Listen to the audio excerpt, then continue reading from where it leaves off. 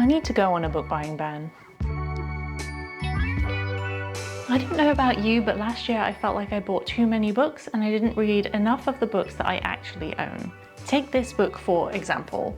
It has been on my shelf for at least 2 years. And while this may not seem like a problem, really, the more it happens, the more I think that I need to slow down, stop buying books, and make reading the ones I actually have a priority.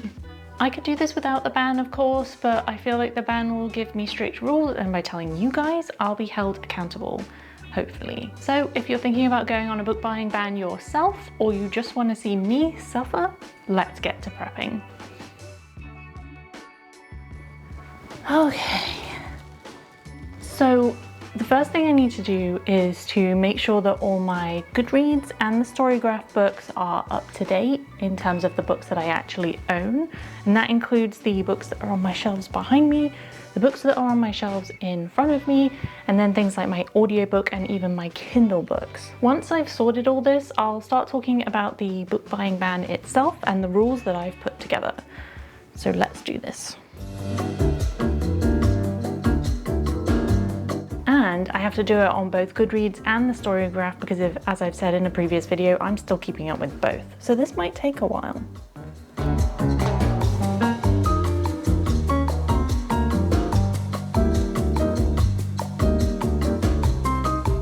And some of these books are actually ARCs that I got at the Young Adult Book Convention in London, and obviously I've not read them.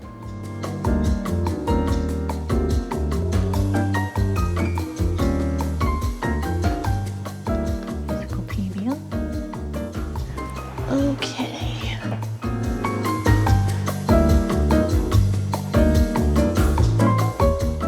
News. Little Life.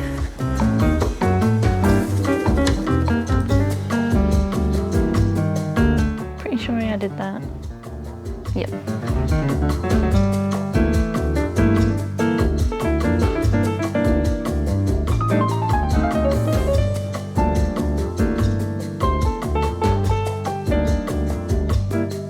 One of the reasons why I've been thinking about this a lot, especially more recently, is because last year, and I kind of got the feeling that other people were feeling the same way, especially on Instagram, was that last year I felt like consumerism really took over me.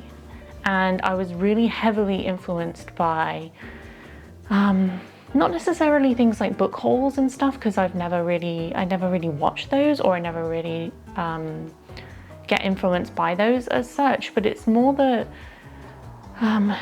whenever there's a special edition of a book I've not even read yet, or I don't even know if I like, I get this kind of FOMO feeling that if I don't invest in it straight away, then I'm gonna miss out because they stop selling them, basically. And I know that's an intentional marketing tactic by the publishing companies, and they obviously do a very good job of doing that, but I don't really want to be a part of that system quite as much. If it's like a mythology book and I know that I'm gonna like it because I love the author, that's different.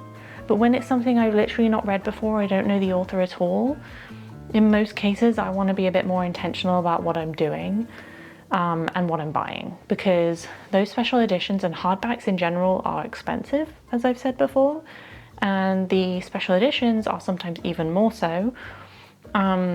And then if I don't enjoy the book after I've read it, I feel like I've wasted a lot of money. So I want to try and be a bit more intentional about what I'm buying and what I'm not. And I would like to try and read secondhand books first, or join the library, or just be a bit more intentional with when I'm buying a new book, because I still want to support authors. I still want to support small businesses like local bookstores, but I want to do it in a bit more of an intentional way, you know?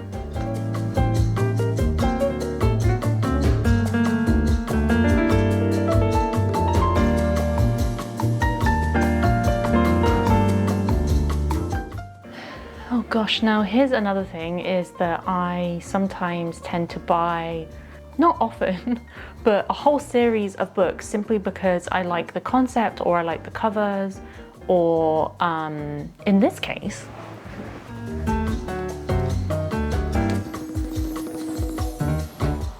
I've bought the entirety of the Cinder series, or what's the series called? The Lunar Chronicles. And I bought these versions of them. I bought them secondhand, so, you know, I get to win at something. But I bought them because they're floppy. And somebody who I really like on Instagram, Heather, she posted a review of Cinder. I can't remember if she read the other ones, but she said she really liked it, and I noticed she had, if I remember right, this specific cover, and I just thought it looked so cool, and I kind of wanted them purely for the artwork, if I'm honest, but if the books are great, then that's an added bonus. And so I would really like to get to reading these, and one of the things that I tend to do is if after I've bought a book or a series of books or whatever, I'll just stick them on my shelf, and then I end up prioritizing other books, usually a standalone over a series, because in my brain it feels easier and more enjoyable to read a standalone than it does a series, even though sometimes a series has like a way bigger payoff. For example, I'm reading like the Red Rising series right now, and it's been really, really enjoyable. But I wanna try and prioritize books that I have, and then also series, like actually finishing them, especially if I already own all the books in the series like I do for these. And one of the things that I tend to also do is on Goodreads or the Storygraph or whatever, I will just put the first book in the series, I will add it to my TBR, my physical TBR, and I won't add the rest, which is a lie because I have the rest. So I'm gonna add those now.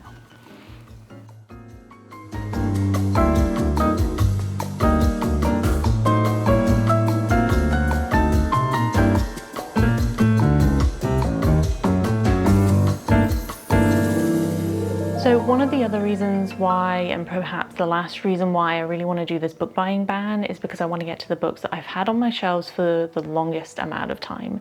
Because a lot of them, I know they're going to be good because I've heard they will, or I know that they're going to suit me personally as a reader, but I keep putting them off because I get newer books in.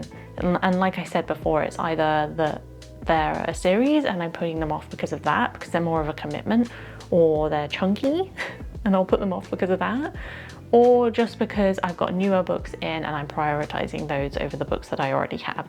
It's a weird psychological thing that maybe I need to look into, but either way, the ban will prevent me from buying new books, and so I will have to read the ones on my list.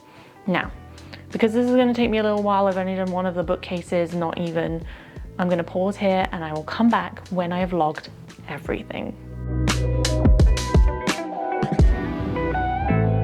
Okay, wow, that took a lot longer than I thought it was, and as you can see, I now have a cat behind me. This is Seymour. Here's where we stand right now. I have 94 books in my physical TBR, that's behind me on my shelves and everything, 28 on my Kindle TBR, and 3 in my audiobook TBR. So in total, that's 125 books, give or take a slight difference between Goodreads and the Storygraph for some reason. I have no idea why, if I'm honest. And to put that into perspective, I read 82 books last year. So if we add those together, it would take me around 1.5 years to read everything that I currently own. So if it takes me roughly 1.5 years to read everything that I have on this list, how long am I doing the ban for, and what are the rules? Time to outline my book buying ban. If you're thinking of doing one too, you could use these rules as a basis and customize them for yourself. I did a bunch of research on what makes for the best book buying ban rules, and here's what I've come up with. For the ban end date, I've decided not to set one. The purpose of my ban is to go for as long as I can to retrain myself, kind of, to calm down when it comes to buying books, but to also read through as many of the existing ones as I can, especially the ones that have been around for a while. If that means the ban is 6 months, fine. If it means that it's 2 years, also fine. The priority isn't the time, it's the results. As for what I can and can't do, here are my restrictions. I can't buy books. I can't buy new books. I can't buy secondhand books. I can receive gifts though. If someone wants to get me a book for, say, my birthday, I'm not going to ask them to return it. I won't seek out gifts though. Like, I won't go to a bookshop with a friend and guilt them into buying me something. I'll probably add a gifted tag on Goodreads and the Storygraph just to keep track of when this happens, because my numbers will fluctuate. I will keep my audiobook subscription. I pay monthly for Libro FM, and while that definitely counts as new books, I don't want to remove audiobooks from my reading life, nor do I want to stop giving indie bookstores money. I will keep the pre-orders I already have in place. I bought these a while ago and I'm not going to cancel those orders at all, but the good news is there's like a handful. I will also be pausing the ban for a specific holiday I'm going on this year. I really don't want to stop myself from buying books at this location just because of the ban. That's a new level of torture. The good news is though that the books that I buy there I probably won't be able to read, so they maybe don't count. That should cover it. Oh, apart from one more thing. If I get the itch to read something new, something different, or just getting real sick of what I have on my existing shelves, I will sign up for my local library and read something there. I've not done this since moving, so it's about time. Now, I want to be completely honest. I've known I wanted to do a book buying ban for a few months now, which has influenced my book buying habits leading up to the ban. I'm not sure there was any avoiding this, but it does mean I have a few extra books than I would have if I'd just done this as a spur of the moment thing. This might actually work in my favor though, because I was able to think ahead a little. Let me explain. Towards the end of last year, I started to read and enjoy books that were a little out of my comfort zone, or at least books that weren't in my typical fantasy mythology wheelhouse. I kind of want to carry on that trend this year, and my book buying ban has a real potential to spoil that. I don't want that to happen after all. I still want my reading life to be either enjoyable or useful rather than torture. So I did buy some books I knew would either be useful for personal development and writing or a change of pace in terms of genre. I think that's okay, and honestly, if you're worried about becoming frustrated with your lack of choice on a ban, it might be worth looking at your existing books and thinking ahead a little. You don't want to buy a huge number of books, that's not the point, but you do want to make sure you have a good balance of the kinds of things you would like to read in the coming year or years. Okay, so there are a few things I want to do before we get this ban started, or should I say, a few things I have already done. If you're anything like me, there are probably some things that trigger you into buying new books. For me, those are social media, specifically Instagram, my Discord server, and the Waterstones app, believe it or not. No other places tempt me, so to reduce the amount of temptations I get, I'm first of all going to delete the Waterstones app. I'm not going to be buying anything after all. I tend to see things like special editions or upcoming releases on the app, and I struggle to say no. That's the consumerism side of things. As for social media and my Discord server, that was more of a mental game and something I need to work on. During the ban, I can absolutely add books to my TBR, especially ones I see on these platforms and think I might want to read. But at the end of the ban, I plan on going through this list and seeing if I actually want to read these books or not, and then doing a little more organization. A little time in between wanting and buying have worked for me in the past, so I think this would be good training to do with books too, considering I've done it with, I don't know, household items or something. Robin from my Discord server said a similar thing when I asked him for tips. This kind of strategy allows you to let the hype die down and your brain to kick in. All right, so here we go. It's time to start the ban. If you're thinking about joining me on this adventure, come join my Discord server because a few of us are doing the ban together. So if you want to join at any time, we can keep each other company and give each other motivation as we do it. I'll also be doing little update videos as the year goes on, so subscribe if you want to see those. Thank you so much for watching, and I will see you next time for another video.